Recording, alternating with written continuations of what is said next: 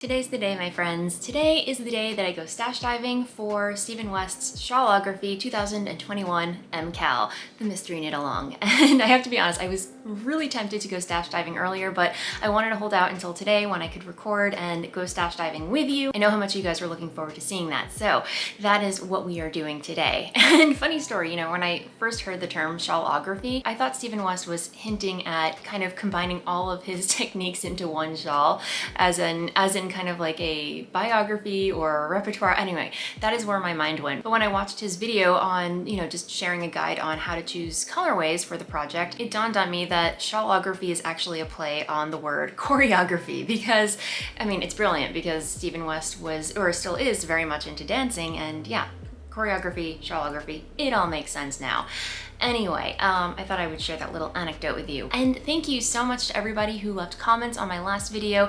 I really had fun. I still have a lot of comments to read through. I didn't realize how passionate you guys were about MKAL. It was really fun to hear your opinions and thoughts on knitting mystery knit-alongs. And yeah, I just find it so fascinating how we all gravitate to one type of project or another for many different reasons. And anyway, yes, I think in another life I might have made a great psychologist. But anyway, without further ado, let's start hitting up the stash over here. All this yarn here in this little cubby is pretty much a hodgepodge of hand-dyed yarns that I've purchased over the years that I really have no idea what to do with. So I'm gonna try and pull out some yarn from this cubby hole right here, some different combinations, and take it over to a brighter part of my craft room so we can work through it. This is my slapdash attempt at organizing all of my yarn in color order. Clearly, there's no rhyme or reason. You can tell where I tried, but anyway, I digress. So while looking at this, I know Stephen West is all about pops of color, and immediately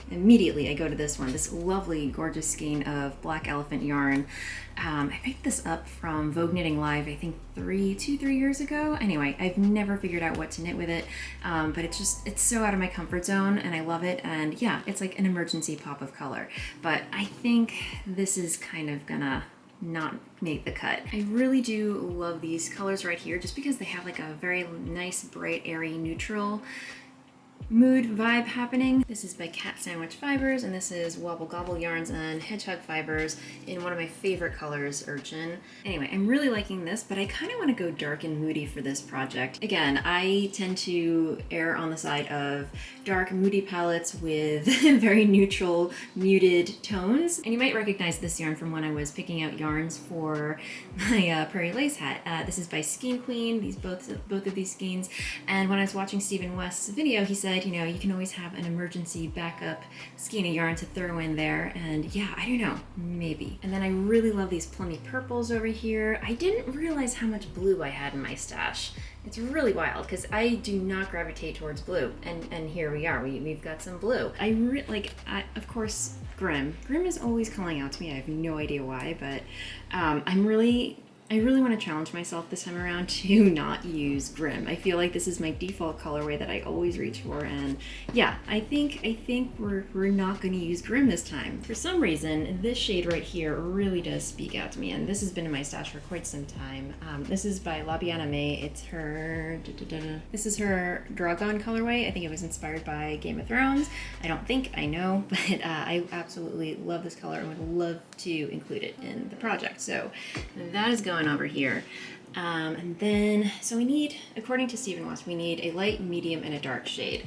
We need some contrast in there, obviously. We don't need too much contrast, but we definitely need an element of light, dark, and medium. So let's build the shawl around this, or at least try to. So there's our dark.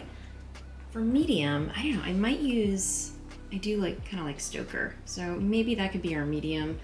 I don't even know if that's even much of a contrast, but we'll just leave that there. And then for light, if we really want to stick on the moody side, we could always, I feel like this is a cop-out too, because it's very close to Grimm. This is my Weep colorway, and yeah, this might not, it might be a good medium, but I feel like, I don't know, we'll just leave that there for now.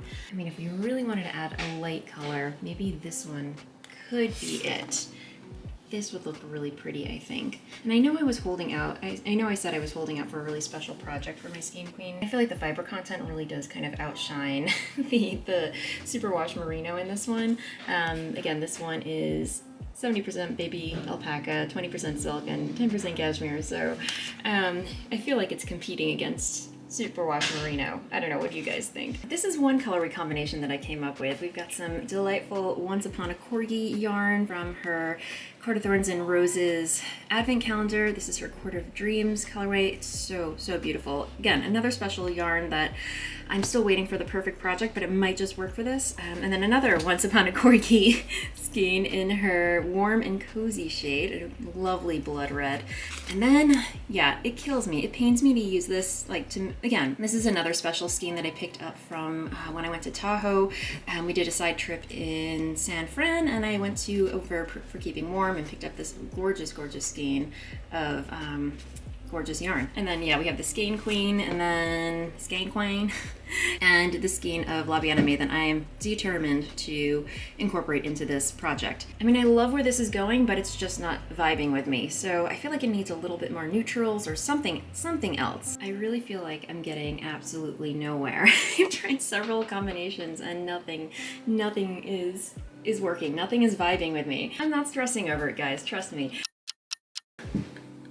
I'm surrounded by yarn and nothing is speaking to me. I mean, there is nothing here for the person that I need to be in this Stephen West cal. I did just go down to the dye dungeon and procure some yarns from my personal stash of hand-dyed yarns, which may come to the rescue. I feel like I'm missing some neutrals. I have a lot of color, just no neutrals, and I feel like either, why am I bending down like this? I have no idea, but anyway.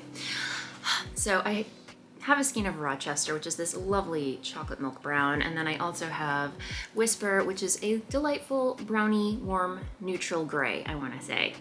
And then I also just dyed a whole batch of Poe, so this is going in the shop this weekend.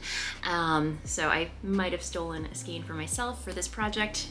Sorry, not sorry. And then I also have a skein of Standing Stone, which is a lighter, slightly warmer shade of gray compared to Weep. So anyway, let me do a little mixing and matching and see what I come up with. What you gonna do? Can you help me?